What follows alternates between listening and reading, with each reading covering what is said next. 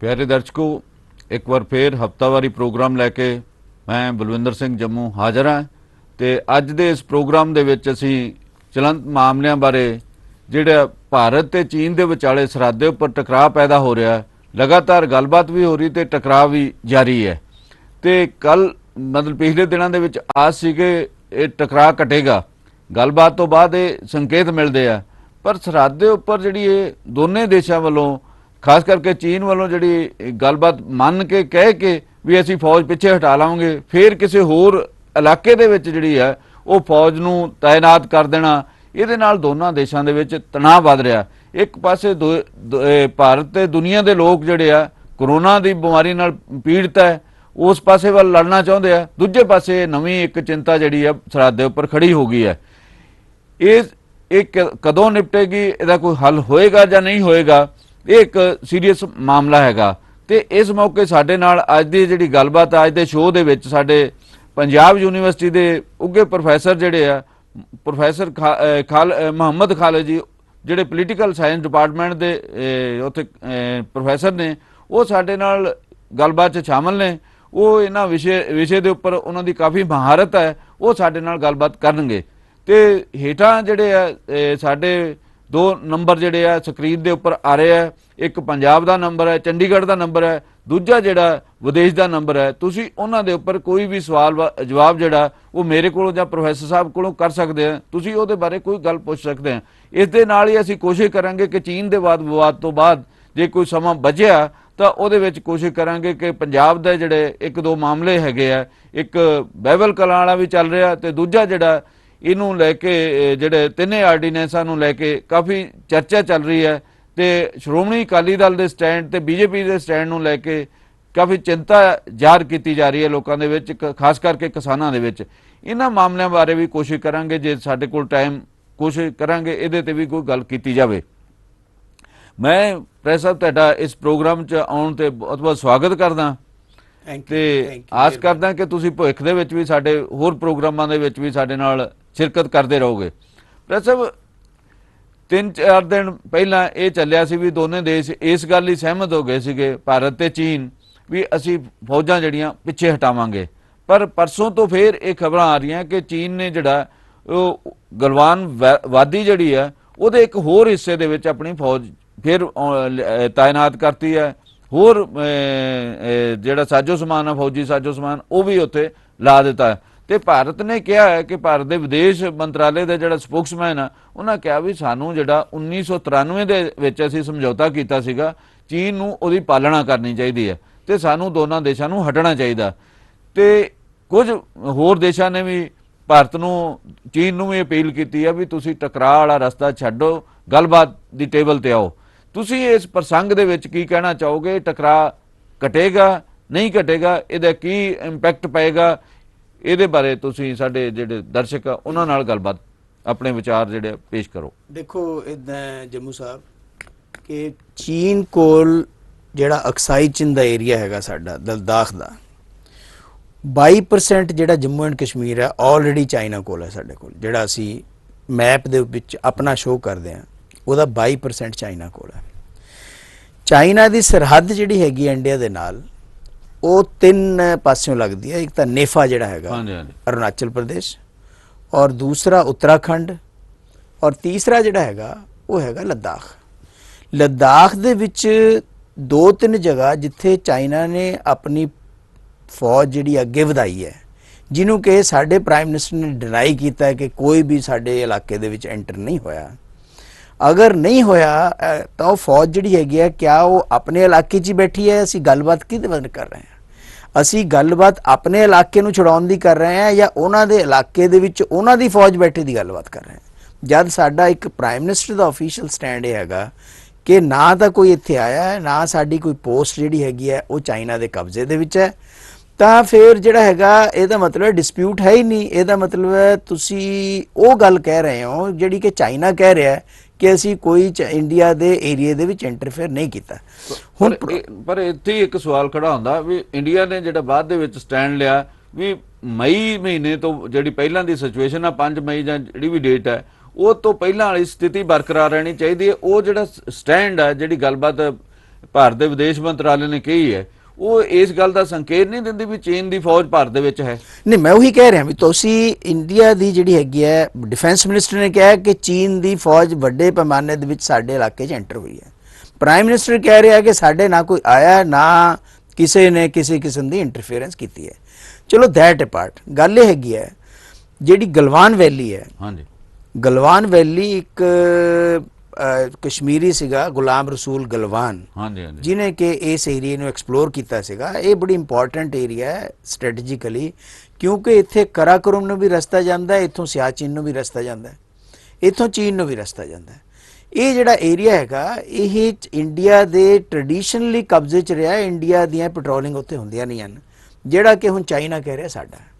ਦੂਸਰੇ ਪਾਸੇ ਜਿਹੜੀ ਹੈਗੀ ਹੈ ਪੈਗੋਂਗ ਸੋ ਹੈ, ਜਿਹੜਾ ਮਤਲਬ ਹੈ ਲੇਕ ਹੈ, ਝੀਲ ਜਿਹੜੀ ਹੈ, ਉਹ ਜਿਹੜੀ ਝੀਲ ਹੈ ਉਹਦੇ ਉੱਪਰ ਜਿਹੜੀ ਪਹਾੜੀ ਆ, ਉਹਦੇ 8 ਜਿਹੜੀਆਂ ਫਿੰਗਰਸ ਫਟਦੀਆਂ। ਸਾਡੀ ਜਿਹੜੀ ਫੌਜ ਹੈ ਉਹ ਪਹਿਲਾਂ ਫਿੰਗਰ 8 ਤੱਕ ਪੈਟਰੋਲਿੰਗ ਕਰਦੀ ਸੀਗੀ। ਹੁਣ ਚਾਈਨਾ ਦੀ ਫੌਜ ਨੇ ਫਿੰਗਰ 4 ਤੇ ਹੀ ਆਪਣੇ ਅੱਡੇ ਲਾ ਲਏ ਹੈ, ਯਾਨੀ ਕਿ 4 ਤੋਂ ਅੱਗੇ ਵਧਣਾ ਇੰਡੀਆ ਵਾਸਤੇ ਇਸ ਵੇਲੇ ਪੋਸੀਬਲ ਨਹੀਂ ਹੈ, ਕਿਉਂਕਿ ਉੱਥੇ ਉਹਨਾਂ ਦੀਆਂ ਫੌਜਾਂ ਆ ਕੇ ਬੈਠ ਗਈਆਂ। ਤੀਸਰਾ ਜਿਹੜਾ ਏਰੀਆ ਜਿਹੜਾ ਉਹਨਾਂ ਨੇ ਡਿਵੈਲਪ ਕੀਤਾ ਹੈ, ਜਿਹੜਾ ਕਿ ਵਾਈ ਸੈਕਸ਼ਨ ਕਿਹਾ ਜਾਂਦਾ ਹੈ। ਹਾਂਜੀ, ਹਾਂਜੀ, ਵਾਈ ਸੈਕਸ਼ਨ ਜਿਹੜਾ ਹੈਗਾ ਉਹ ਇਸ ਤਰ੍ਹਾਂ ਦਾ ਹੈ ਏਰੀਆ ਹੈਗਾ ਜਿਹੜਾ ਕਿ ਸਿਰਫ 30 ਕਿਲੋਮੀਟਰ ਹੈ ਸਾਡੇ ਉਤੋਂ, ਜਿਹੜੀ ਉੱਥੇ ਸਭ ਤੋਂ ਵੱਡੀ 에ਅਰ ਸਟ੍ਰਿਪ ਹੈ ਜਿੱਥੇ ਸਾਡੇ ਜਹਾਜ਼ ਉਤਰਦੇ ਆ, ਉਹਨੂੰ ਕਹਿੰਦੇ ਹੈਗੇ ਆ ਕਿ ਓਲਡੀ ਕੁਛ ਉਹਦਾ ਨਾਂ ਹੈਗਾ।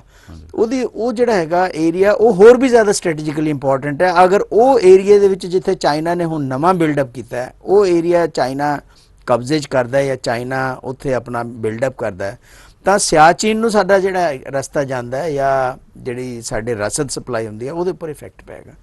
ਚਾਈਨਾ ਇਸ ਗੱਲ ਨੂੰ ਮੰਨਣ ਨੂੰ ਤਿਆਰ ਨਹੀਂ ਹੈ। ਚਾਈਨਾ ਕਹਿੰਦਾ, ਕਿਉਂਕਿ ਇਹ ਏਰੀਆ ਜਿਹੜਾ ਹੈਗਾ ਅਨਡਿਮਾਰਕੇਟਡ ਹੈ। ਮੈਂ ਤੁਹਾਨੂੰ ਦੱਸਦਾ, ਬੜੀ ਇੰਟਰਸਟਿੰਗ ਗੱਲ ਹੈ ਕਿ ਇੰਡੀਆ ਤੇ ਚਾਈਨਾ ਦਾ ਜਿਹੜਾ ਬਾਰਡਰ ਹੈ ਨਾ, ਹਾਂਜੀ, ਹਾਂਜੀ, ਹਾਂਜੀ, ਇੱਕ ਤਾਂ ਜਿਹੜਾ 1914 ਚ ਸਮਝੌਤਾ ਹੋਇਆ ਸ਼ਿਮਲਾ ਐਗਰੀਮੈਂਟ, ਉਹਦੇ ਮੁਤਾਬਕ ਇੱਕ ਮੈਕਮਾਹਨ ਲਾਈਨ ਖਿੱਚੀ ਗਈ।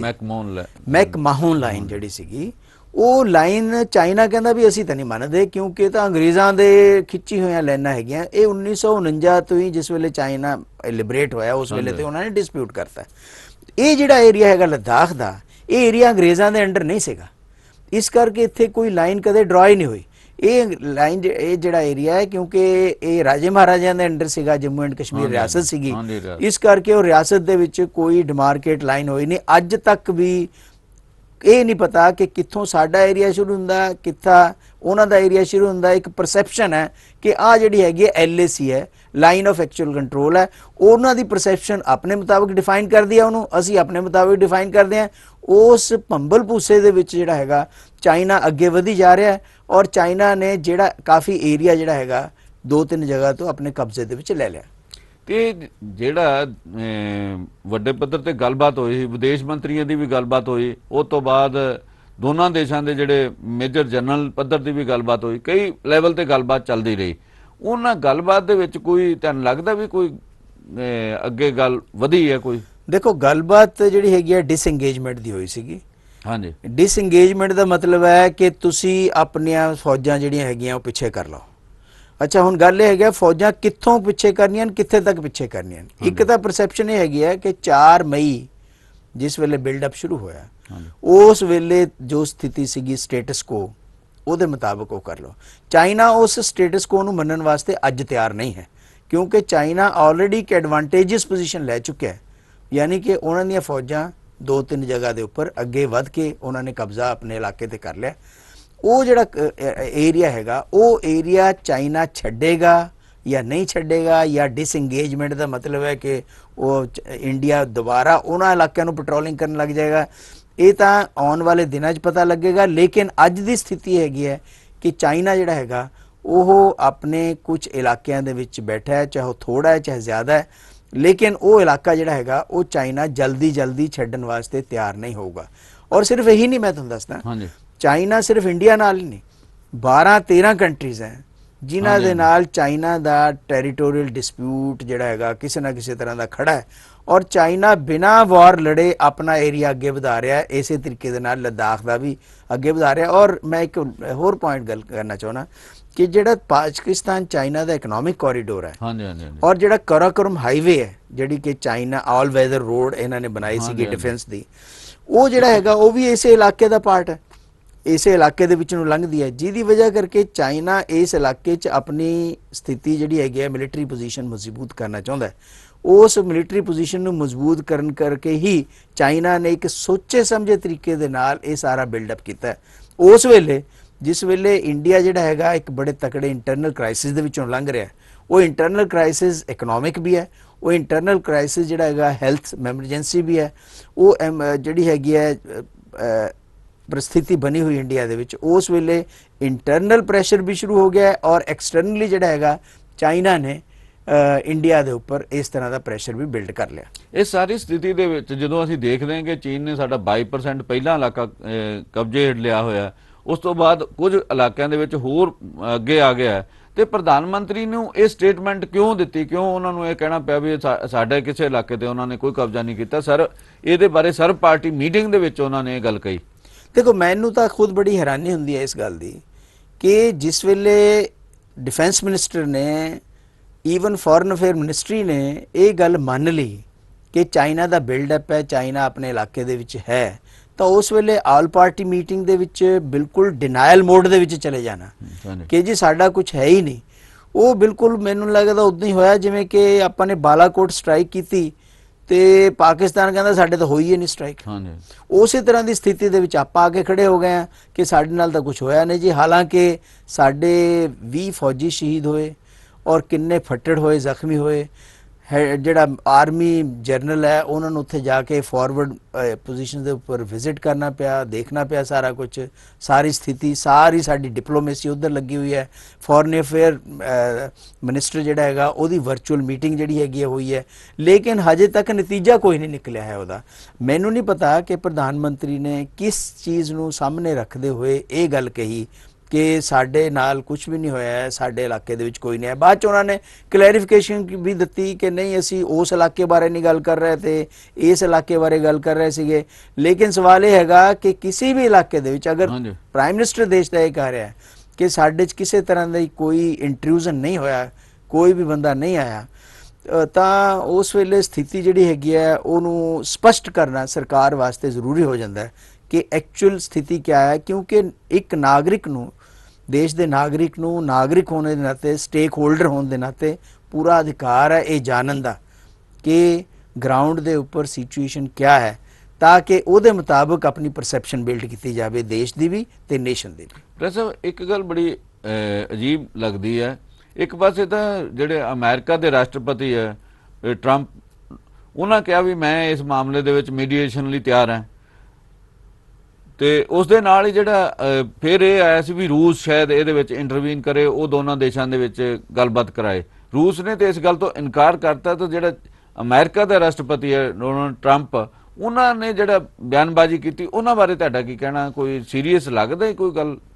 ਦੇਖੋ, ਅਗਰ ਆਪਾਂ ਇੰਟਰਨੈਸ਼ਨਲ परिस्थिति ਦੀ ਦੇਖੀਏ, ਦੋ ਤਿੰਨ ਚੀਜ਼ਾਂ ਬੜੀਆਂ ਇੰਪੋਰਟੈਂਟ ਹੈ ਇਸ ਵੇਲੇ ਦਰਸ਼ਕਾਂ ਨੂੰ ਵੀ ਦੱਸਣੀਆਂ। ਹਾਂਜੀ, ਕਿ ਅਮਰੀਕਾ ਤੇ ਚਾਈਨਾ ਦੀ ਆਲਰੇਡੀ ਇੱਕ ਡਿਪਲੋਮੈਟਿਕ ਵੀ ਔਰ ਟ੍ਰੇਡ ਦੀ ਵੀ ਵਾਰ ਚੱਲ ਰਿਹਾ, ਔਰ ਜਿਹੜਾ ਕੋਵਿਡ-19 ਤੇ ਬਾਅਦ ਉਹਦੀ ਤੀਬਰਤਾ ਕਾਫੀ ਹੈ ਜਿਹੜੇ ਕਿ ਆਪਾਂ ਸਾਰੇ ਜਾਣਦੇ ਹਾਂ, ਔਰ ਇੱਥੇ ਤੱਕ ਕਿ WHO ਨੂੰ ਫੰਡਿੰਗ ਬੰਦ ਕਰਨੀ ਇਹਦੀ।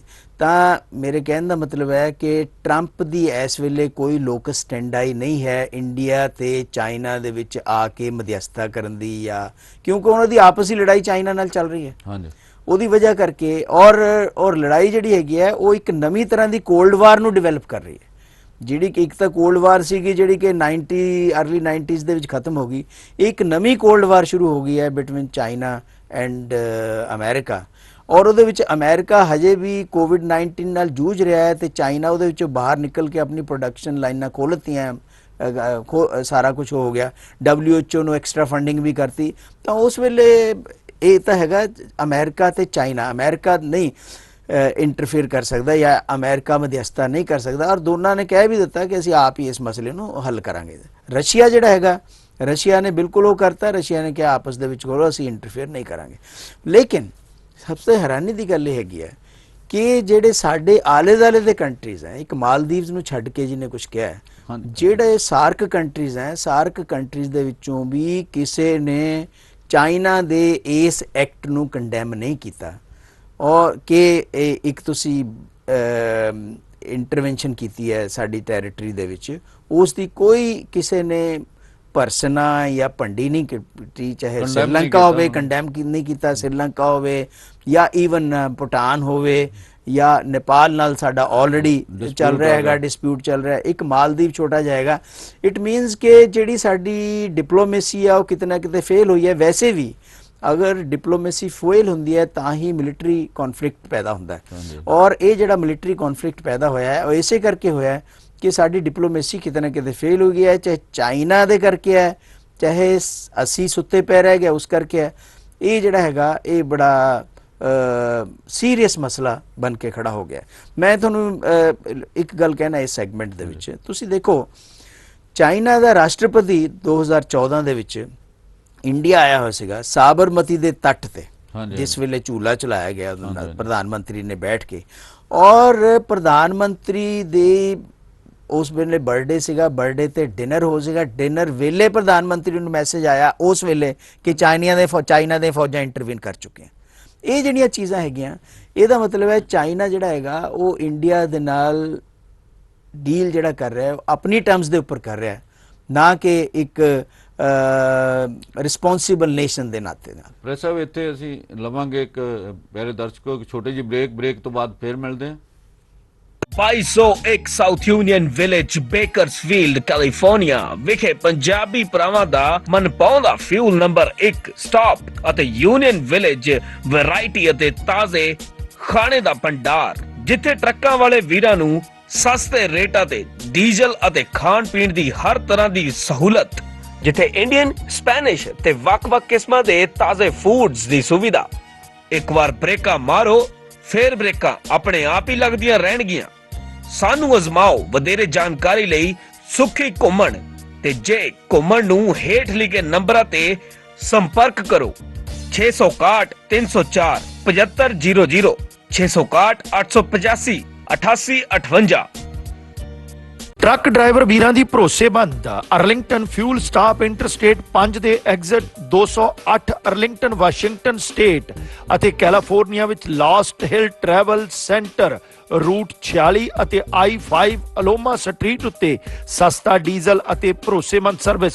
ਔਖੇ ਸਮੇਂ ਤੇ ਆਪਣੇ ਡਰਾਈਵਰ ਭਰਾਵਾਂ ਦੇ ਨਾਲ ਮਦਦ ਲਈ ਖੜੇ ਹਾਂ। ਹਰ ਵੇਲੇ ਗੁੜ ਦੀ ਬਣਾਈ ਹੋਈ ਤਾਜ਼ੀ ਚਾਹ ਦਾ ਲੰਗਰ। ਵਧੇਰੇ ਜਾਣਕਾਰੀ ਲਈ ਬਲਵੀਰ ਸਿੰਘ ਉਸਮਾਨਪੁਰ ਨੂੰ ਕਾਲ ਕਰੋ। ਨਿਊਯਰਸੀ ਅਤੇ ਕੈਲੀਫੋਰਨੀਆ ਦੇ ਪ੍ਰਸਿੱਧ advocate Jaspreet Singh attorney at law, ਜਿਹੜੇ ਕਿ deputation, defence, appeal, family law, bankruptcy ਦੇ ਵਿੱਚ ਮਾਹਰ ਨੇ। ਉਹਨਾਂ ਦੇ ਨਾਲ ਸਿੱਧੀ ਗੱਲਬਾਤ ਲਈ ਤੁਸੀਂ ਹਰ ਵੀਰਵਾਰ ਨੂੰ ਲਾਈਵ ਸ਼ੋਅ ਦੇ ਜ਼ਰੀਏ ਜੁੜ ਸਕਦੇ ਹੋ। ਸੁਹਾਗ ਜੁਐਲਰਸ ਪੰਜਾਬੀਆਂ ਦਾ ਆਪਣਾ ਜੁਐਲਰੀ ਸਟੋਰ। ਵਿਆਹ, ਸ਼ਾਦੀ ਤੇ ਹੋਰ ਮੌਕਿਆਂ ਲਈ ਲੇਟੈਸਟ ਡਿਜ਼ਾਈਨ ਦੇ ਗਹਿਣੇ ਵਾਜਿਬ ਕੀਮਤ ਤੇ ਖਰੀਦਣ ਦੇ ਲਈ Suhag Jewellers, Oak Tree Road, Iselin, New Jersey. Call Surinder or Anu at 732-283-1200 or 732-283-3600।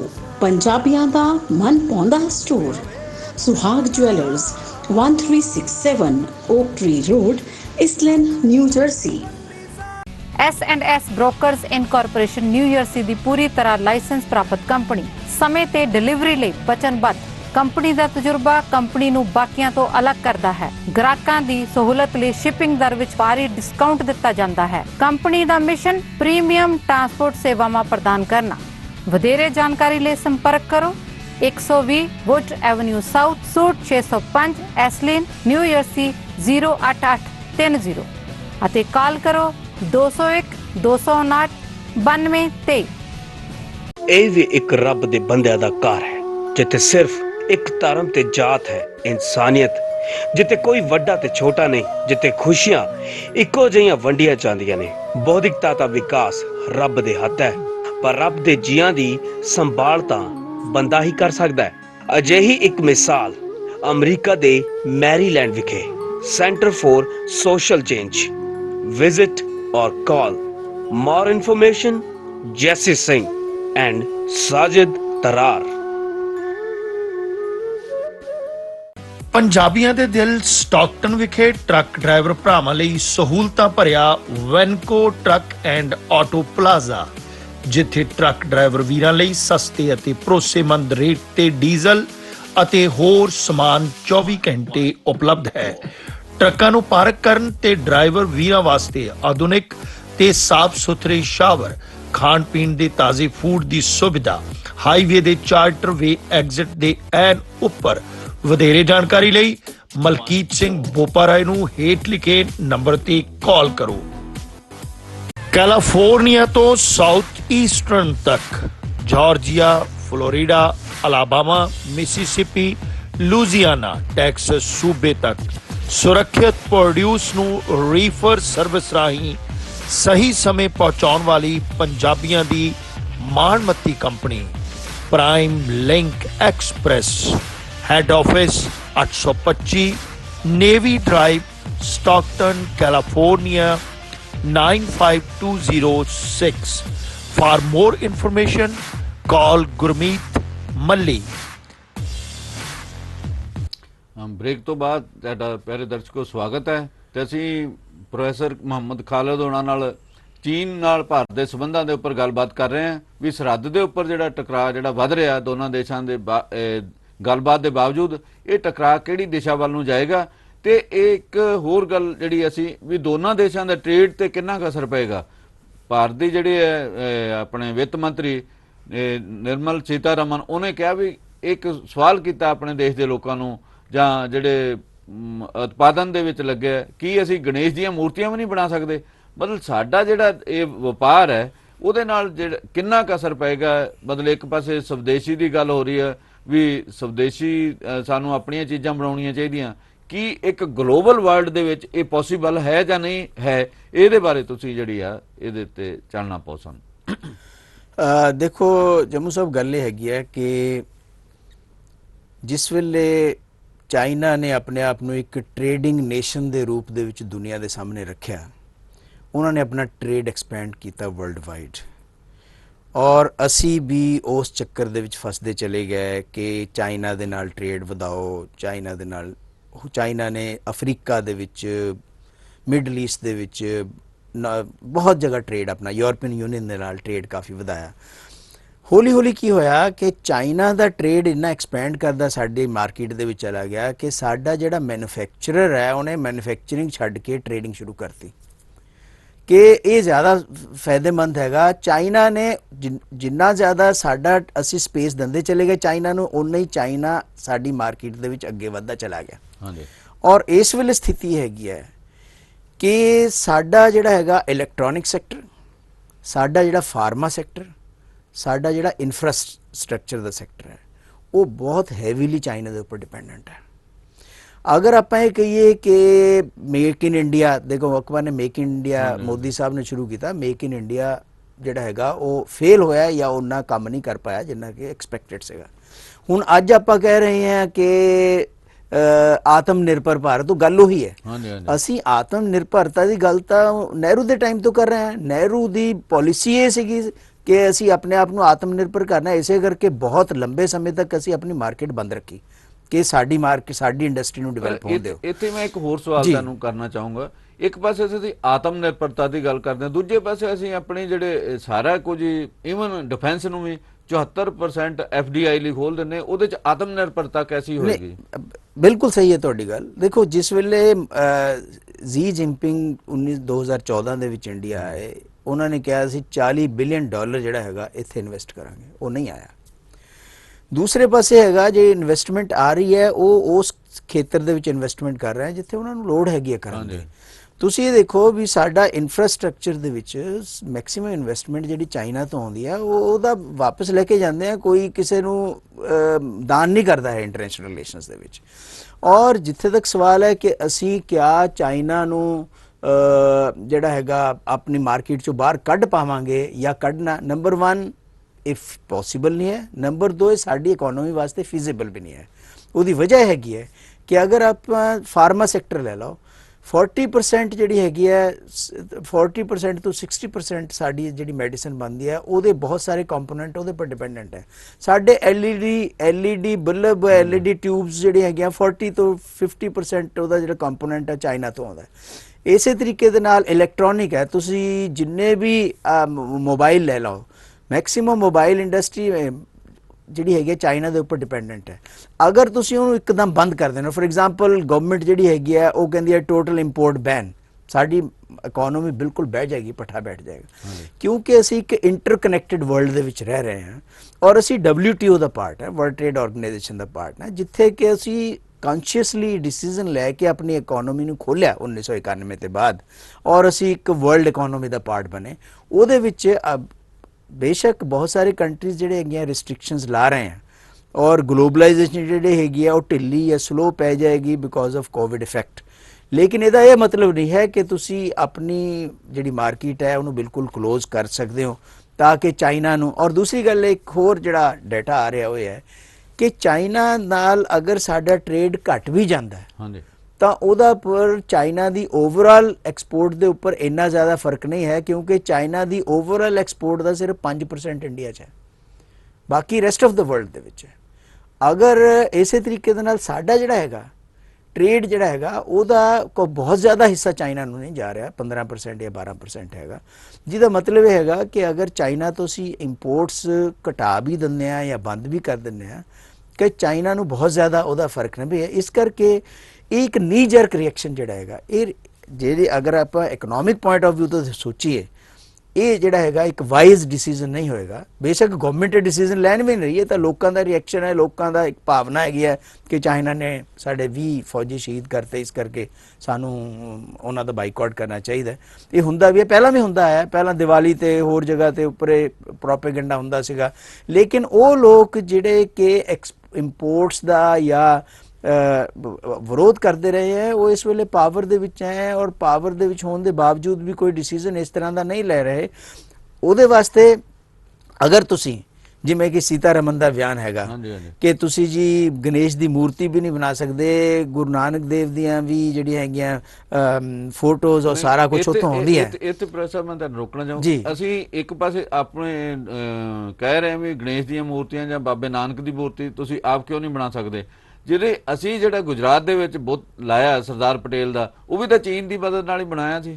ਬਿਲਕੁਲ ਬਿਲਕੁਲ, ਉਹਦੇ ਬਾਰੇ ਵੀ ਬੜਾ ਸੋਸ਼ਲ ਮੀਡੀਆ ਦੇ ਉੱਪਰ ਵੀ ਇਹ ਗੱਲ ਬੜੀ ਚੱਲ ਰਹੀ ਹੈ ਕਿ ਤੁਸੀਂ ਇਹ ਗੱਲ ਕਹਿ ਰਹੇ ਹੋ ਲੇਕਿਨ ਜਿਹੜਾ ਸਰਦਾਰ ਪਟੇਲ ਦੀ ਮੂਰਤੀ ਹੈ ਉਹ 3000 ਕਰੋੜ ਰੁਪਇਆ ਤੁਸੀਂ ਖਰਚ ਕੀਤਾ ਹੈ, ਉਹ ਵੀ ਚਾਈਨਾ ਦੇ ਉਹਦੇ ਨਾਲ ਹੀ ਬਣਿਆ। ਇਸੇ ਤਰੀਕੇ ਦੇ ਨਾਲ ਬਹੁਤ ਵੱਡੇ ਵੱਡੇ ਪ੍ਰੋਜੈਕਟ ਜਿਹੜੇ ਹੈਗੇ ਚਾਈਨਾ ਦੀ ਕੋਲੈਬੋਰੇਸ਼ਨ ਦੇ ਨਾਲ ਚੱਲ ਰਹੇ ਹਨ।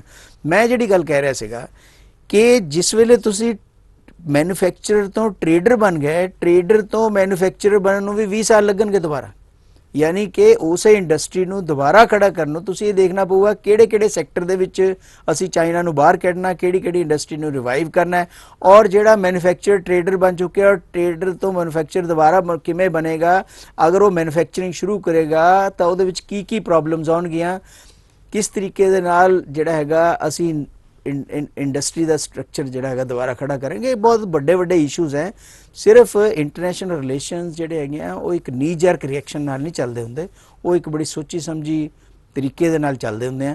ਇਸ ਕਰਕੇ ਮੈਨੂੰ ਨਹੀਂ ਲੱਗਦਾ ਕਿ ਚਾਈਨਾ ਦਾ ਇੰਡੀਆ ਦੇ ਨਾਲ ਟ੍ਰੇਡ, ਔਰ ਫਿਰ ਮੈਂ ਤੁਹਾਨੂੰ ਦੱਸਦਾ ਚਾਈਨਾ ਦਾ ਬਹੁਤ ਵੱਡਾ ਟ੍ਰੇਡ ਜਿਹੜਾ ਹੈਗਾ ਪਾਕਿਸਤਾਨ ਨਾਲ ਹੈ, ਨੇਪਾਲ ਨਾਲ ਹੈ, ਬੰਗਲਾਦੇਸ਼ ਦੇ ਨਾਲ ਹੈ, ਸ੍ਰੀਲੰਕਾ ਦੇ ਨਾਲ ਹੈ, ਸਾਰਿਆਂ ਦੇ ਨਾਲ ਚਾਈਨਾ ਦਾ ਟ੍ਰੇਡ ਹੈਗਾ। ਮੈਕਸਿਮਮ ਟ੍ਰੇਡ ਜਿਹੜਾ ਹੈਗਾ ਇੰਡੀਆ ਦੇ ਨਾਲ ਨਹੀਂ ਹੈ। ਮੈਂ ਤੁਹਾਨੂੰ ਦੱਸਦਾ ਜਿਹੜੇ ਸਾਰਕ ਕੰਟਰੀਜ਼ ਹੈ, ਸਾਰਕ ਕੰਟਰੀਜ਼ ਦਾ ਟ੍ਰੇਡ ਜਿਹੜਾ ਹੈਗਾ ਆਪਸ ਦੇ ਵਿੱਚ ਸਿਰਫ 5% ਹੈ, ਜਦ ਕਿ ਇਹ ਮਾਰਕੀਟ ਕਿੱਡੀ ਵੱਡੀ ਹੈ, ਡੈਂਸਿਟੀ ਆਫ ਪਾਪੂਲੇਸ਼ਨ ਕਿੰਨੀ ਹੈ, ਲੇਕਿਨ ਟ੍ਰੇਡ ਆਪਸ ਦੇ ਵਿੱਚ ਬਹੁਤ ਘੱਟ ਹੈ। ਸਾਰਿਆਂ ਦਾ ਚਾਈਨਾ ਨਾਲ ਟ੍ਰੇਡ ਹੈ, ਜਿਹਦੀ ਵਜ੍ਹਾ ਕਰਕੇ ਚਾਈਨਾ ਜਿਹੜਾ ਹੈਗਾ ਉਹ ਬੜੇ ਵੱਡੇ ਤਰੀਕੇ ਦੇ ਨਾਲ ਸਾਊਥ ਏਸ਼ੀਆ ਦੇ ਵਿੱਚ ਐਂਟਰ ਕਰ ਰਿਹਾ। ਤੁਹਾਨੂੰ ਇੱਕ ਐਗਜ਼ਾਮਪਲ ਦਿੰਦਾ ਕਿ ਸਾਰਕ ਜਿਹੜੀ ਹੈਗੀ ਹੈ ਸਾਊਥ ਈਸਟ ਏਸ਼ੀਅਨ ਕੰਟਰੀਜ਼ ਦੀ ਆਰਗੇਨਾਈਜੇਸ਼ਨ ਹੈ ਜਿਹੜੀ ਕਿ ਇੰਨੀ ਚਲੋ ਕਾਮਯਾਬ ਤਾਂ ਨਹੀਂ ਹੋਈ, ਲੇਕਿਨ ਉੱਥੇ ਵੀ ਡਿਮਾਂਡ ਉੱਠ ਰਹੀ ਹੈ ਕਿ ਚਾਈਨਾ ਨੂੰ ਵੀ ਸਾਰਕ ਦਾ ਮੈਂਬਰ ਬਣਾਇਆ ਜਾਏ। ਉਹ ਅਗਰ ਇਸ ਤਰ੍ਹਾਂ ਦੀ ਚੀਜ਼ ਹੋ ਜਾਂਦੀ ਹੈ ਤਾਂ ਇੰਡੀਆ ਜਿਹੜਾ ਹੈਗਾ ਉੱਥੇ ਵੀ ਇੱਕ ਤਰ੍ਹਾਂ ਸਾਈਡ ਲਾਈਨ ਤੇ ਹੋ ਜਾਏਗਾ, ਕਿਉਂਕਿ ਬਾਕੀ ਸਾਰੇ ਗੈਂਗ ਅਪ ਹੋ ਜਾਣਗੇ ਇੰਡੀਆ ਦੇ ਖਿਲਾਫ। ਤਾਂ ਚਾਈਨਾ ਜਿਹੜਾ ਹੈਗਾ it has entered in our market ਬਹੁਤ ਵੱਡੇ ਤਰੀਕੇ ਦੇ ਨਾਲ, ਔਰ ਸਿਰਫ ਇੰਡੀਆ 'ਚ ਨਹੀਂ, ਸਾਊਥ ਏਸ਼ੀਆ ਦੇ ਵਿੱਚ ਵੀ ਚਾਈਨਾ ਦਾ ਇੱਕ ਬਹੁਤ ਵੱਡਾ ਜਿਹੜਾ ਹੈਗਾ ਰੋਲ ਹੈ, ਔਰ ਉਹਦੀ ਇਕਨੋਮੀ ਬਹੁਤ ਵੱਡੀ ਹੈ। ਚਾਈਨਾ ਦਾ ਲੈਵਲ ਸੋਚਣ ਦਾ ਜਿਹੜਾ ਹੈਗਾ ਉਹ ਬਹੁਤ ਗਲੋਬਲ ਲੈਵਲ ਤੇ, ਅਸੀਂ ਫਿਰ ਵੀ ਇੱਕ ਰੀਜਨਲ ਪਾਵਰ ਆ, ਇੰਪੋਰਟੈਂਟ ਪਾਵਰ ਆ, ਉਹ ਅਸੀਂ ਸੋਚਦੇ ਹਾਂ। ਇਸ ਕਰਕੇ ਜਿਹੜੀ ਹੈਗੀ ਹੈ ਸਾਡਾ ਟ੍ਰੇਡ ਔਰ ਕਾਮਰਸ ਜਿਹੜਾ ਚਾਈਨਾ ਦੇ ਨਾਲ ਹੈ, ਉਹਦੇ ਪਰ ਬਹੁਤ ਜ਼ਿਆਦਾ ਅਸਰ ਜਿਹੜਾ ਹੈਗਾ ਉਹ ਮੈਨੂੰ ਹੁੰਦਾ ਨਹੀਂ ਨਜ਼ਰ ਆਉਂਦਾ, ਨਾ ਹੀ ਸਾਡੀ ਇਕਨੋਮੀ ਵਾਸਤੇ ਉਹ ਠੀਕ ਹੈ। ਵੈਸੇ ਸਾਡੇ ਇੱਥੇ ਟਕਰਾਅ ਕਰਕੇ 20 ਜਵਾਨ ਜਿਹੜੇ ਸ਼ਹੀਦ ਹੋ ਗਏ ਤੇ 4 ਜਿਹੜੇ ਨੌਜਵਾਨ ਸੀਗੇ ਫੌਜੀ ਸਾਡੇ ਪੰਜਾਬ ਤੋਂ ਸੀਗੇ, 10 ਬਿਹਾਰ ਤੋਂ ਸੀ, ਬਾਕੀ ਵੱਖ-ਵੱਖ ਸੂਬਿਆਂ ਤੋਂ ਸੀ। ਜੇ ਟਕਰਾਅ ਨਹੀਂ ਟਲਦਾ, ਹੋਰ ਵੱਧਦਾ, ਤਾਂ ਮੇਰਾ ਖਿਆਲ ਹੋਰ ਮਾਵਾਂ ਦੇ ਪੁੱਤਾਂ ਨੂੰ ਉੱਥੇ ਸ਼ਹੀਦੀਆਂ ਦੇਣੀਆਂ ਪੈਣਗੀਆਂ।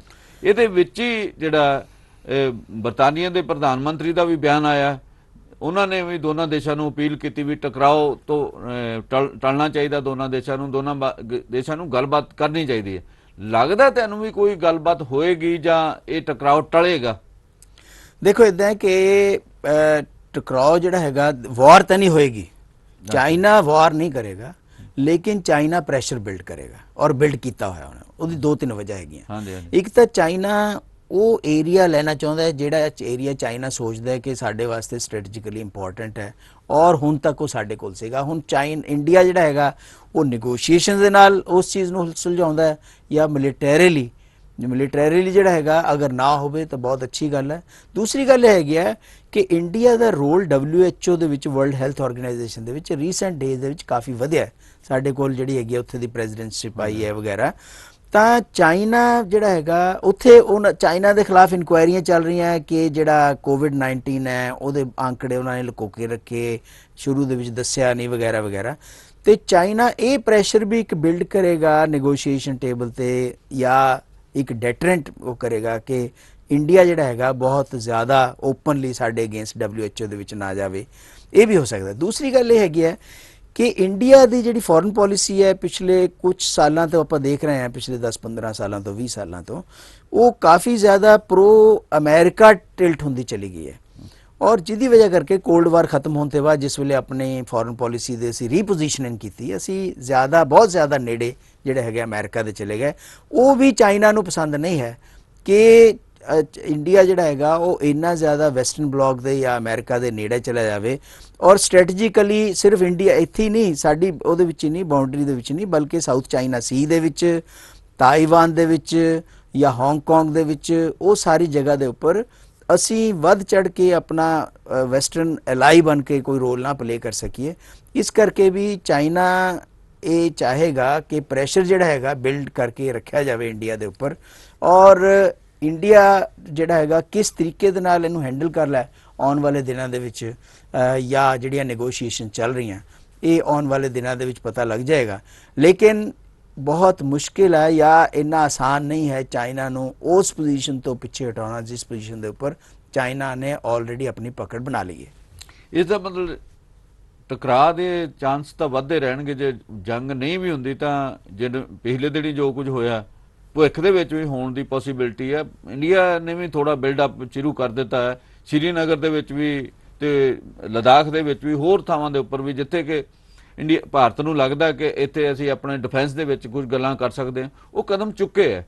ਪਰ ਇਹਨਾਂ ਸਾਰੇ ਕਦਮਾਂ ਨਾਲ ਤਾਂ ਮੇਰੇ ਖਿਆਲ ਟਕਰਾਅ ਹੋਰ ਵਧੇਗਾ, ਜਿਵੇਂ ਚੀਨ ਪਿੱਛੇ ਮੁੜ ਨਹੀਂ ਰਿਹਾ। ਅਸਲ ਟਕਰਾਅ ਜਿਹੜਾ ਹੈਗਾ ਨਾ, ਜਿਸ ਵੇਲੇ 1962 ਦੀ ਜੰਗ ਹੋਈ, ਉਹ ਜੰਗ ਅਸੀਂ ਬੜੀ ਅਨਪ੍ਰੀਪੇਅਰਡ ਤਰੀਕੇ ਨਾਲ, ਅਸਲ 'ਚ ਜਦ ਪੰਡਿਤ ਜਵਾਹਰ ਲਾਲ ਨਹਿਰੂ ਦਾ ਕੈਬਨਿਟ ਦੇ ਅੰਦਰ ਉਸ ਵੇਲੇ ਬਹੁਤ ਜ਼ਿਆਦਾ ਕ੍ਰਿਟਿਸਿਜ਼ਮ ਹੋਣ ਲੱਗ ਗਿਆ ਕਿ ਤੁਸੀਂ ਚਾਈਨਾ ਬਾਰੇ ਕੁਝ ਨਹੀਂ ਕਰ ਰਹੇ, ਔਰ ਪੰਡਿਤ ਜਵਾਹਰ ਲਾਲ ਨਹਿਰੂ ਨੇ ਫੌਜ ਨੂੰ ਕਿਹਾ ਕਿ ਨਹੀਂ ਜੀ ਚਾਈਨੀਜ਼ ਨੂੰ ਚੱਕ ਕੇ ਬਾਹਰ ਸਿੱਟ ਦਿਓ। ਲੇਕਿਨ ਉਹ ਅਸੀਂ ਇੱਕ ਅਨਪ੍ਰੀਪੇਅਰਡ ਤਰੀਕੇ ਦੇ ਨਾਲ ਗਏ, ਜਿਹਦਾ ਖਮਿਆਜ਼ਾ ਅਸੀਂ ਭੁਗਤਿਆ। ਕਿੰਨੇ ਹਜ਼ਾਰ ਸਕੁਅਰ ਕਿਲੋਮੀਟਰ ਏਰੀਆ ਜਿਹੜਾ ਹੈਗਾ ਚਾਈਨਾ ਲੈ ਗਿਆ।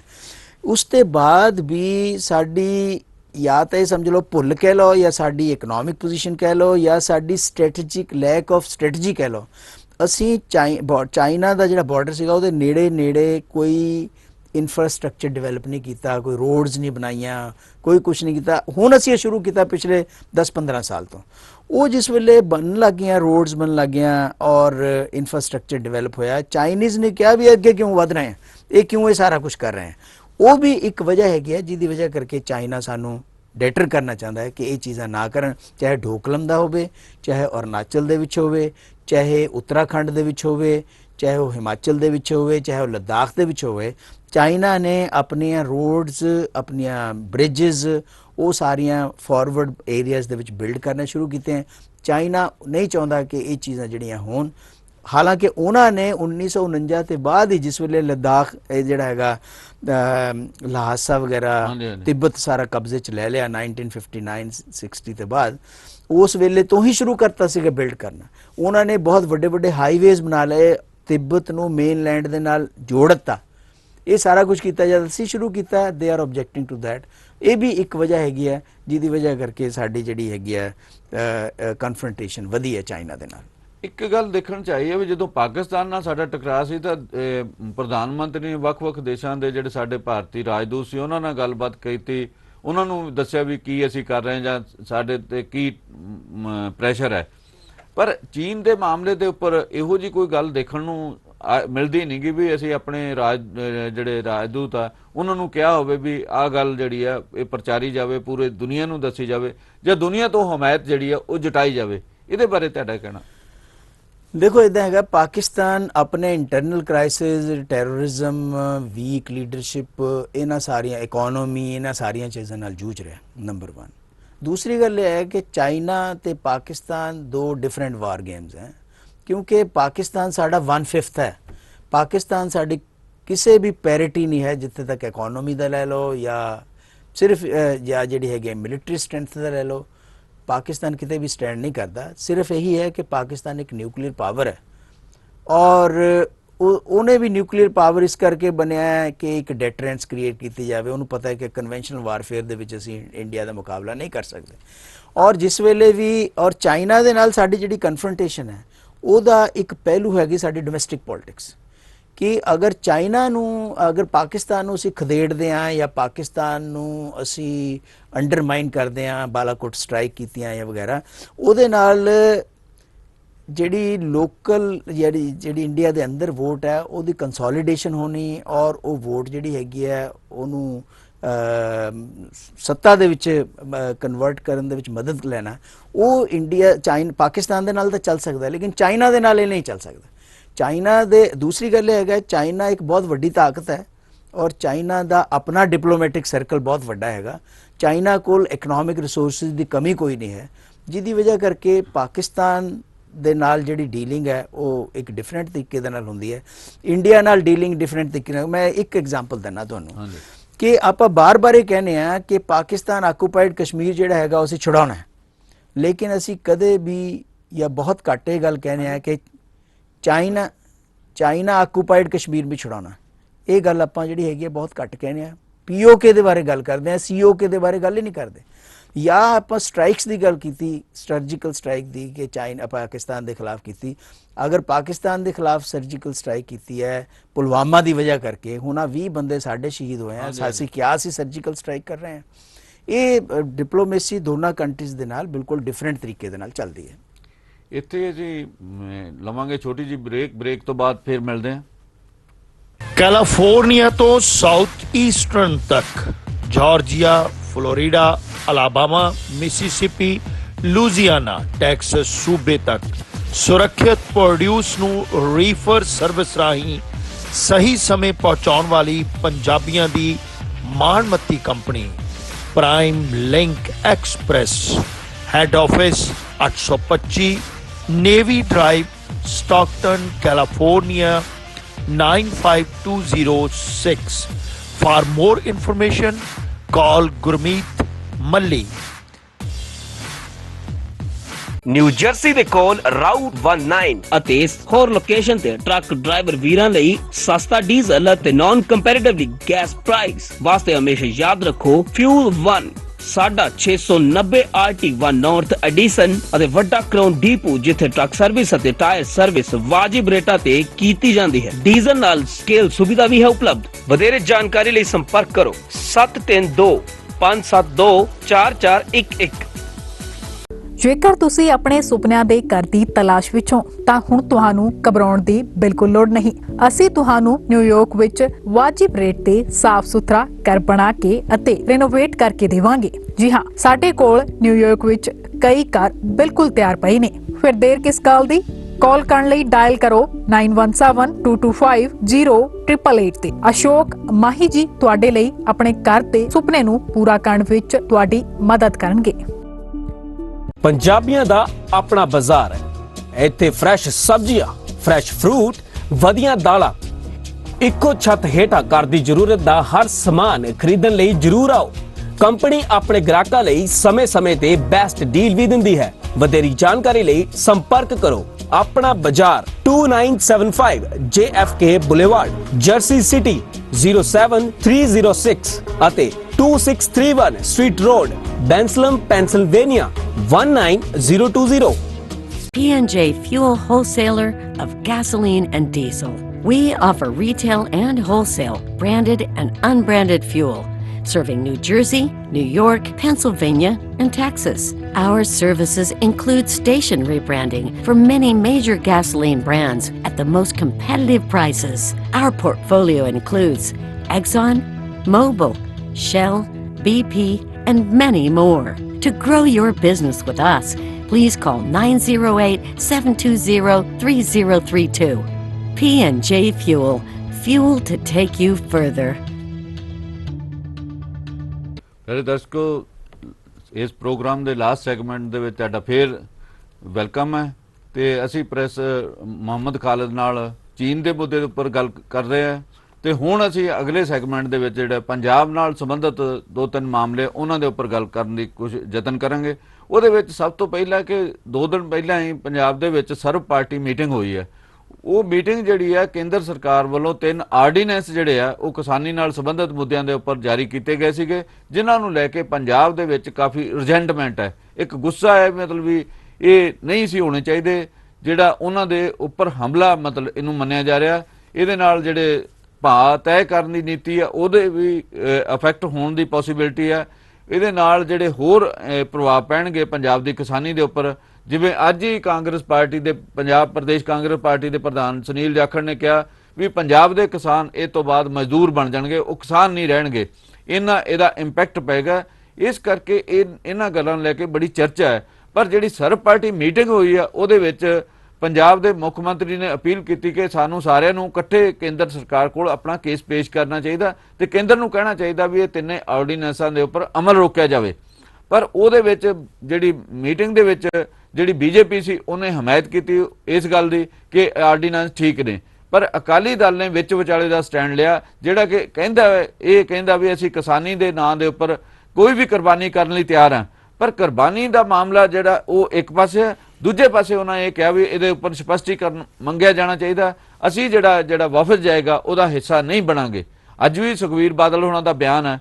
ਤੇ ਜਿਹੜੀ ਪਾਰਟੀ ਕਿਸਾਨੀ ਦੀ ਪਾਰਟੀ ਹੈ, ਸ਼੍ਰੋਮਣੀ ਅਕਾਲੀ ਦਲ ਨੂੰ ਪੰਜਾਬ ਦੇ ਵਿੱਚ ਕਿਸਾਨੀ ਦੀ ਪਾਰਟੀ ਹੀ ਮੰਨਿਆ ਜਾਂਦਾ, ਜੇ ਉਹ ਤੇ ਇਸ ਤਰੀਕੇ ਦਾ ਸਟੈਂਡ ਲੈਂਦੇ, ਇਹ ਸਟੈਂਡ ਲੈਣ ਨਾਲ ਅਕਾਲੀ ਦਲ ਨੂੰ ਕਿੰਨਾ ਕੁ ਨੁਕਸਾਨ ਪਹੁੰਚੇਗਾ, ਪੰਜਾਬ ਦੇ ਵਿੱਚ ਕਿਸ ਕਿਸਮ ਦੀ ਸਥਿਤੀ ਬਣੇਗੀ। ਪ੍ਰੈਸ ਸਾਹਿਬ, ਇਸ ਬਾਰੇ ਤੁਸੀਂ ਸਾਡੇ ਦਰਸ਼ਕਾਂ ਨੂੰ ਜਾਣੂ ਕਰੋ। ਦੇਖੋ, ਜਿਸ ਵੇਲੇ ਤਿੰਨੇ ਆਰਡੀਨੈਂਸ ਆਏ ਹੈ ਪੰਜਾਬ ਦੇ ਵਿੱਚ ਕਾਫੀ ਜ਼ਿਆਦਾ ਇਹਦੀ ਵਿਰੋਧਤਾ ਹੋਈ। MSP ਨੂੰ ਲੈ ਕੇ, ਜਿਹੜਾ MSP ਮੀਨਸ ਜਿਹੜਾ ਕਿ ਨਿਰਖਾਂ ਤੈਅ ਕਰਦਾ, ਸੈਂਟਰ ਗੌਰਮੈਂਟ ਤੈਅ ਕਰਦੀ ਹੈ, ਜਿਹੜਾ ਕਮਿਸ਼ਨ ਹੈ ਕਿ ਝੋਨਾ ਕੀ ਭਾਅ ਖਰੀਦਣਾ ਇਸ ਸਾਲ ਕਣਕ ਕੀ ਭਾਅ ਖਰੀਦਣੀ ਹੈ, ਦੂਸਰੇ ਚੀਜ਼ਾਂ ਜਿਹੜੀਆਂ ਹੈਗੀਆਂ ਉਹ ਸੈਂਟਰ ਗੌਰਮੈਂਟ ਦੀ ਜਿਹੜਾ ਹੈਗਾ ਕਮਿਸ਼ਨ ਹੈ ਨਿਰਖ ਤੈਅ ਕਰਨ ਦਾ, ਉਹ ਕਰਦਾ। ਇਹਦੇ ਬਾਰੇ ਕਾਫੀ ਜ਼ਿਆਦਾ ਰਿਜ਼ੈਂਟਮੈਂਟ ਹੈ। ਇਸ ਕਰਕੇ ਰਿਜ਼ੈਂਟਮੈਂਟ ਹੈ ਕਿ ਕਿਸਾਨ ਨੂੰ ਬਿਨਾਂ ਪੁੱਛੇ, ਬਿਨਾਂ ਸਟੇਕ ਹੋਲਡਰਸ ਨੂੰ ਆਪਣੇ ਕੌਨਫੀਡੈਂਸ ਵਿੱਚ ਲਏ, ਜਿਹੜੀ ਸੈਂਟਰ ਗੌਰਮੈਂਟ ਹੈ ਉਹ ਆਪਣੀ ਮਰਜ਼ੀ ਦੇ ਨਾਲ ਜਿਹੜਾ ਹੈਗਾ ਇਹ ਕੰਮ ਕਰਦੀ ਹੈ। ਦੂਸਰੀ ਚੀਜ਼ ਇਹ ਹੈਗੀ ਹੈ ਕਿ ਜਿਸ ਵੇਲੇ ਇਹਦੇ ਅਗੇਂਸਟ ਰਿਜ਼ੈਂਟਮੈਂਟ ਹੋਈ ਔਰ ਇਹ ਡਿਮਾਂਡ ਉੱਠੀ ਕਿ ਨੰਬਰ 1 ਆਰਡੀਨੈਂਸ ਕਿਉਂ ਲਿਆਉਣੇ ਸੀਗੇ। ਆਰਡੀਨੈਂਸ ਤਾਂ ਧਿਆਨ ਲਏ ਜਾਂਦੇ ਜਿਸ ਵੇਲੇ ਕੋਈ ਬਹੁਤ ਹੀ ਐਮਰਜੈਂਸੀ ਹੋਵੇ, ਅਦਰਵਾਈਜ਼ ਇੱਕ ਲਾਅ ਪਾਸ ਕੀਤਾ ਜਾਂਦਾ ਹੈ, ਉਹਦੇ ਪਰ ਪ੍ਰੋਪਰ ਡਿਸਕਸ਼ਨਸ ਹੁੰਦੀਆਂ, ਸਟੇਕ ਹੋਲਡਰਸ ਦੇ ਇਨਪੁਟਸ ਲੈਤੇ ਜਾਂਦੇ ਆ, ਉਹ ਇਨਪੁਟ ਵਗੈਰਾ ਨੇ ਆਰਡੀਨੈਂਸ ਇਸ਼ੂ ਕਰਤੇ। ਤਾਂ ਉਹ ਆਰਡੀਨੈਂਸ ਇਸ਼ੂ ਕਰਨ ਦੇ ਨਾਲ ਕੀ ਹੈਗਾ, ਪੰਜਾਬ ਦਾ ਕਿਸਾਨ ਜ਼ਿਆਦਾ ਅੰਡਰਮਾਈਨ ਹੋਏਗਾ। ਮੈਂ ਤੁਹਾਨੂੰ ਦੱਸਦਾ ਕਿਉਂਕਿ ਪੰਜਾਬ ਦਾ ਕਿਸਾਨ ਇਸ ਕਰਕੇ ਮੈਂ ਕਹਿ ਰਿਹਾ ਕਿਉਂਕਿ ਸੈਂਟਰ ਗਵਰਨਮੈਂਟ ਪਿਛਲੇ ਕੁਝ ਸਾਲ ਤੋਂ ਇਹ ਸ਼ੋਅ ਕਰਨ ਦੀ ਕੋਸ਼ਿਸ਼ ਕਰਦੀ ਹੈ ਕਿ ਪੰਜਾਬ ਦਾ ਜਿਹੜਾ ਸੈਂਟਰਲ ਪੂਲ ਦੇ ਵਿੱਚ ਕੰਟਰੀਬਿਊਸ਼ਨ ਹੈ ਅਨਾਜ ਦੀ, ਉਹਦੀ ਅਸੀਂ ਕੋਈ ਏਡੀ ਪਰਵਾਹ ਨਹੀਂ ਕਰਦੇ, ਜਿਹਦੀ ਵਜ੍ਹਾ ਕਰਕੇ ਐਤਕੀ ਦੇਖਿਆ ਵੀ ਹੈ, ਐਤਕੀ ਜਿਹੜਾ ਮੱਧ ਪ੍ਰਦੇਸ਼ ਦਾ ਸੈਂਟਰ ਪੂਲ ਦੇ ਵਿੱਚ ਜ਼ਿਆਦਾ ਅਨਾਜ ਜਾ ਰਿਹਾ ਪੰਜਾਬ ਦੇ ਨਾਲੋਂ। ਔਰ ਇਹ ਜਿਹੜਾ ਹੈਗਾ ਆਲ ਪਾਰਟੀ ਮੀਟਿੰਗ ਬੁਲਾਈ ਚੀਫ ਮਿਨਿਸਟਰ ਨੇ ਕਿ ਇਹਦੇ ਬਾਰੇ ਗੱਲ ਕੀਤੀ ਹੈ। ਬੀਜੇਪੀ ਦਾ ਸਟੈਂਡ ਤਾਂ ਨੈਚੁਰਲੀ ਜੋ ਸੈਂਟਰ ਗਵਰਨਮੈਂਟ ਦਾ ਸਟੈਂਡ ਹੈ ਉਹ ਬੀਜੇਪੀ ਦਾ ਸਟੈਂਡ ਹੈ, ਉਹ ਤੋਂ ਬਾਹਰ ਨਹੀਂ ਜਾਇਆ ਜਾ ਸਕਦਾ ਉਹਨਾਂ ਵਾਸਤੇ। ਲੇਕਿਨ ਅਕਾਲੀ ਦਲ ਨੇ ਇੱਕ ਜਿਹੜੀ ਪਹਿਲੀ ਇੱਕ ਗੱਲ ਤਾਂ ਇਹ ਕਹੀ ਕਿ ਦੇਖੋ ਕੋਈ ਵੀ ਅਲਾਇੰਸ ਜਿਹੜੀ ਹੈਗੀ ਹੈ ਉਹ ਕਿਸਾਨ ਦੇ ਇੰਟਰਸਟ ਤੋਂ ਉੱਪਰ ਨਹੀਂ ਹੈ। ਇੱਕ ਅੱਛੀ ਗੱਲ ਹੈ ਕਿ ਵੀ ਤੁਸੀਂ ਅਲਾਇੰਸ ਦੀ ਪਰਵਾਹ ਨਹੀਂ ਕਰ ਰਹੇ, ਬਲਕਿ ਇਹ ਦੇਖ ਰਹੇ ਹੋ ਕਿ ਕਿਸਾਨ ਜਿਹੜਾ ਹੈਗਾ ਉਹ ਸਫਰ ਨਹੀਂ ਕਰਨਾ ਚਾਹੀਦਾ ਪ੍ਰਾਂਤ ਦਾ, ਸਾਡੇ ਸੂਬੇ ਦਾ। ਲੇਕਿਨ ਦੂਸਰੇ ਪਾਸੇ ਅਗਰ ਤੁਸੀਂ ਆਲ ਪਾਰਟੀ ਮੀਟਿੰਗ ਦੇ ਵਿੱਚੋਂ ਇੱਕ ਵਫਦ ਨਿਕਲਦਾ ਜਿਹੜਾ ਕਿ ਸੈਂਟਰ ਗਵਰਨਮੈਂਟ ਜਾ ਕੇ ਪ੍ਰਧਾਨ ਮੰਤਰੀ ਨੂੰ ਜਾਂ ਕ੍ਰਿਸ਼ੀ ਮੰਤਰੀ ਨੂੰ ਦੂਸਰਿਆਂ ਨੂੰ ਮਿਲਦਾ, ਉਹਦਾ ਅਗਰ ਤੁਸੀਂ ਪਾਰਟ ਨਹੀਂ ਬਣਦੇ, ਇਹਦਾ ਮਤਲਬ ਹੈਗਾ ਕਿ ਤੁਸੀਂ ਕਿਸੇ ਨਾ ਕਿਸੇ ਅਸਮੰਜਸ ਦੀ ਸਥਿਤੀ ਦੇ ਵਿੱਚੋਂ, ਕਿਉਂਕਿ ਇੱਕ ਪਾਸੇ ਤੁਹਾਡੀ ਪਾਰਟੀ ਭਾਈਵਾਲ ਹੈਗੀ ਹੈ ਸੈਂਟਰ ਗਵਰਨਮੈਂਟ ਦੇ ਵਿੱਚ ਸੱਤਾ ਦੇ ਵਿੱਚ, ਦੂਜੇ ਪਾਸੇ ਤੁਸੀਂ ਇੱਕ ਡਿਮਾਂਡਸ ਲੈ ਕੇ ਜਾ ਰਹੇ ਹੋ, ਉਹ ਕਲੈਸ਼ ਆਫ ਇੰਟਰਸਟ ਕਹਿ ਲਓ ਜਾਂ ਤੁਸੀਂ ਇਹ ਕਹਿ ਲਓ ਵੀ ਤੁਹਾਡੀ ਨੀਤੀ ਜਿਹੜੀ ਹੈਗੀ ਆ ਉਹਦੇ ਅਗੇਂਸਟ ਹੈ। ਉਹਦੀ ਵਜ੍ਹਾ ਕਰਕੇ ਅਕਾਲੀ ਦਲ ਨੂੰ ਇਹ ਚੀਜ਼ ਕਲੀਅਰ ਕਰਨੀ ਪਏਗੀ। ਮੈਂ ਤੁਹਾਨੂੰ ਦੱਸਦਾ ਕਿ ਅਕਾਲੀ ਦਲ ਨੂੰ ਇਸ ਕਰਕੇ ਵੀ ਕਲੀਅਰ ਕਰਨੀ ਪਏਗੀ ਕਿਉਂਕਿ ਅਕਾਲੀ ਦਲ ਪਹਿਲਾਂ ਹੀ 3 ਸਾਲ ਤੋਂ ਹਾਸ਼ੀਏ ਤੇ ਖੜਾ ਹੈ। ਹਾਂਜੀ, ਉਹਦੀ ਵਜ੍ਹਾ ਕਰਕੇ ਅਗਰ ਉਹਨਾਂ ਦਾ ਸਟੈਂਡ ਇਸ ਵੇਲੇ ਕਲੀਅਰ ਨਹੀਂ ਹੁੰਦਾ, ਉਹ ਫਰਦਰ ਹਾਸ਼ੀਏ ਤੇ ਜਾਏਗਾ ਕਿਉਂਕਿ ਅਕਾਲੀ ਦਲ ਨੂੰ ਸਰਵਾਈਵਲ ਜਿਹੜੀ ਅਕਾਲੀ ਦਲ ਦੀ ਪੰਜਾਬ ਦੀ ਪੋਲਿਟਿਕਸ ਦੇ ਵਿੱਚ ਉਹ 1925 ਤੋਂ ਹੀ ਅਗਰ ਆਪਾਂ ਦੇਖੀਏ ਜਿੰਨੇ ਵੀ ਇਲੈਕਸ਼ਨ ਲੜੇ ਆ ਜ਼ਿਆਦਾਤਰ ਰੂਰਲ ਕਿਸਾਨ ਜਿਹੜਾ ਹੈਗਾ ਰੂਰਲ ਹਾਂਜੀ ਹੈਲੋ ਹਾਂਜੀ ਸਤਿ ਸ਼੍ਰੀ ਅਕਾਲ ਜੀ। ਸਤਿ ਸ੍ਰੀ ਅਕਾਲ ਜੀ। ਜੰਮੂ ਜੀ ਤੁਸੀਂ ਬਹੁਤ ਵਧੀਆ ਪ੍ਰੋਗਰਾਮ ਲੈ ਕੇ ਆਏ ਆ। ਹਾਂਜੀ ਹਾਂਜੀ ਕਿ ਤੁਸੀਂ ਬਹੁਤ ਹੀ ਇੱਕ ਇਨਸਾਨ ਤੁਹਾਡੇ ਦੀ ਬਹੁਤ ਵੱਡੀ ਇਨਸਾਨੀਅਤ ਆ। ਹਾਂਜੀ ਸਵਾਲ ਤੇ ਜਮਨ ਸਾਹਿਬ ਗੱਲ ਏਦਾਂ ਹੈ ਵੀ ਜਿਨ੍ਹਾਂ ਦੀ ਜ਼ਮੀਰ ਮਰ ਚੁੱਕੀ ਹੋਵੇ ਅਕਾਲੀਆਂ ਦੀ ਤੇ ਉਹ ਜਿਹਦੇ ਕਿੱਦਾਂ ਹੋ ਸਕਦੇ ਹੈ, ਉਹ ਕਿੱਦਾਂ ਪੰਜਾਬ ਦੇ ਕਿਸਾਨਾਂ ਦੀ ਮਦਦ ਕਰ ਸਕਦੇ ਆ ਜਿਹਨਾਂ ਦੀ ਜ਼ਮੀਰ ਮਰ ਚੁੱਕੀ ਹੋਵੇ। ਉਹ ਮਰੀ ਹੋਈ ਜ਼ਮੀਰ ਵਾਲੇ ਬਾਦਲ ਅਕਾਲੀ ਦਲ ਆ ਜਿਨ੍ਹਾਂ ਦੀ ਕੋਈ ਸਟੈਂਡ ਨਹੀਂ ਕਿਤੇ ਵੀ, ਸਿਰਫ ਇੱਕ ਪੈਸੇ ਕਮਾਏ ਸੀ ਬਿਜ਼ਨਸ ਬਣਾਇਆ। ਬਾਦਲ ਕੋਲ ਕੀ ਸੀਗਾ ਜਿੱਦਣ 59 ਦੇ ਵਿੱਚ ਉਹ ਪਹਿਲੀ ਵਾਰ MLA ਬਣਿਆ ਕਿ ਤੁਸੀਂ ਆਪ ਸੋਚ ਲਓ ਬਾਅਦ ਵਿੱਚ ਕਮਾਈ ਜਿਹੜੀ ਆ ਉਹ ਹਰਾਮ ਦੀ ਕਮਾਈ ਆ। ਇਹਨਾਂ ਨੂੰ ਬੇਸ਼ਰਮਾਂ ਨੂੰ ਪੰਜਾਬ ਦੇ ਲੋਕਾਂ ਨੂੰ ਮੂੰਹ ਨਹੀਂ ਲਾਉਣਾ ਚਾਹੀਦਾ ਕਿ ਦਿੱਲੀ ਪੱਗ ਬੰਨ੍ਹ ਕੇ ਆਪਣਾ ਤੁਸੀਂ ਨਾਂ ਨਹੀਂ ਦੱਸਿਆ ਆਪਣਾ ਦੁਬਾਰਾ। ਕਿੱਥੋਂ ਬੋਲ ਰਹੇ? ਥੈਂਕ ਯੂ ਤੁਹਾਡਾ। ਹਾਂਜੀ ਦੇਖੋ ਜਿਹੜਾ ਤੁਹਾਡੀ ਇਹ ਪਰਸੈਪਸ਼ਨ ਹੈਗੀ ਹੈ ਅਕਾਲੀ ਦਲ ਬਾਰੇ ਜਾਂ ਅਕਾਲੀ ਦਲ ਲੀਡਰਸ਼ਿਪ ਦੇ ਬਾਰੇ, ਲੇਕਿਨ ਅਗਰ ਤੁਸੀਂ ਪੋਲੀਟੀਕਲੀ ਸਰਵਾਈਵ ਕਰਨਾ, ਦੇਖੋ ਤੁਹਾਨੂੰ ਇੱਕ ਕਲੀਅਰ ਕੱਟ ਸਟੈਂਡ ਲੈਣਾ ਪਏਗਾ, ਖਾਸ ਤੌਰ ਪਰ ਉਸ ਵਰਗ ਵਾਸਤੇ ਜਿਹੜੇ ਵਰਗ ਦੇ ਪਿੱਛੇ, ਜਿਹੜਾ ਵਰਗ ਤੁਹਾਡੇ ਪਿੱਛੇ ਤਕਰੀਬਨ 60 ਸਾਲ ਤੋਂ 70 ਸਾਲ ਤੋਂ ਲੱਗਿਆ ਹੋਇਆ, ਜਿਹਦੀ ਵਜ੍ਹਾ ਕਰਕੇ ਤੁਹਾਡੀ ਪੋਲੀਟੀਕਲ ਸਰਵਾਈਵਲ ਹੋਈ ਹੈ। ਇਸ ਕਰਕੇ ਅਕਾਲੀ ਦਲ ਨੂੰ ਵਫਦ ਨਾਲ ਵੀ ਚੱਲਣਾ ਪਏਗਾ, ਕਲੀਅਰਲੀ ਇਹ ਵੀ ਕਹਿਣਾ ਪਏਗਾ ਕਿ ਜਿਹੜੇ ਆਰਡੀਨੈਂਸ ਹੈਗੇ ਆ ਉਹ ਆਰਡੀਨੈਂਸ ਵਾਪਸ ਲੈਤੇ ਜਾਣੇ ਚਾਹੀਦੇ ਆ। ਆਰਡੀਨੈਂਸ 6 ਮਹੀਨੇ ਵਾਸਤੇ ਹੁੰਦਾ, ਤੁਹਾਨੂੰ ਪਤਾ ਹੀ ਹੈ। ਤੇ ਇਹ ਚੀਜ਼ਾਂ ਜਿਹੜੀ ਹੈਗੀਆਂ ਅਕਾਲੀ ਦਲ ਨੂੰ ਕਰਨਾ ਪਏਗਾ। ਮੇਰਾ ਖਿਆਲ ਪਾਰਲੀਮੈਂਟ ਦਾ ਸੈਸ਼ਨ ਹੈ, ਪਤਾ ਨਹੀਂ ਕਿਸ ਕਿਸਮ ਦਾ ਹੁੰਦਾ ਹੈ, ਕੋਰੋਨਾ ਕਰਕੇ ਜੁਲਾਈ 'ਚ ਵੈਸੇ ਡਿਊ ਹੈ, ਜੁਲਾਈ ਦੇ ਲਾਸਟ ਵੀਕ ਦੇ ਵਿੱਚ ਪਾਰਲੀਮੈਂਟ ਦਾ ਸੈਸ਼ਨ